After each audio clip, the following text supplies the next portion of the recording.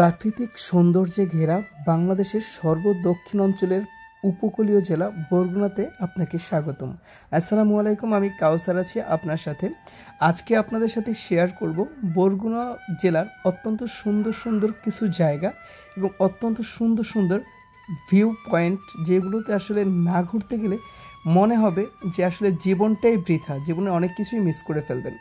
তো আজকে আমি চলে আসছি বরগুনা জেলার ব্যাপার নিয়ে কিছু কথা বলতে। বরগুনা এমন একটা জেলা যেটা হচ্ছে বাংলাদেশের উপকূলীয় সর্বদক্ষিণ অঞ্চলের জেলা।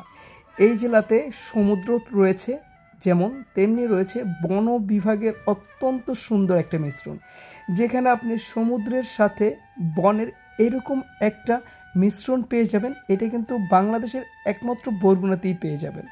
এত সুন্দর জায়গা আপনি অন্য কোথাও গেলে পাবেন না। দেখেন, সবুজের সাথে মনে হয় আকাশটা একদম সুন্দর করে মিশে আছে, আর এক পাশে সাগরের ঢেউগুলো আছড়ে পড়ছে সবুজের গায়ে।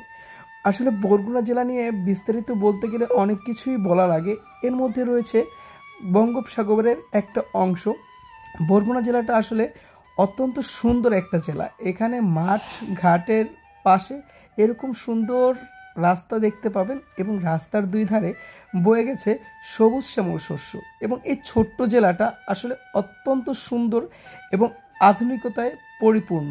এই জেলার বাজারঘাটগুলো আরও বেশি সুন্দর, যেখানে রয়েছে অনেক শান্তিপূর্ণভাবে সুসজ্জিত, যেখানে প্রত্যেকটা বাজারের আলাদা আলাদাভাবে দোকানেরগুলো সারিবদ্ধভাবে সুসজ্জিত। এবং বরগুনা শহরের অত্যন্ত মনোমুগ্ধকর একটা জায়গা হচ্ছে এই জায়গাটা।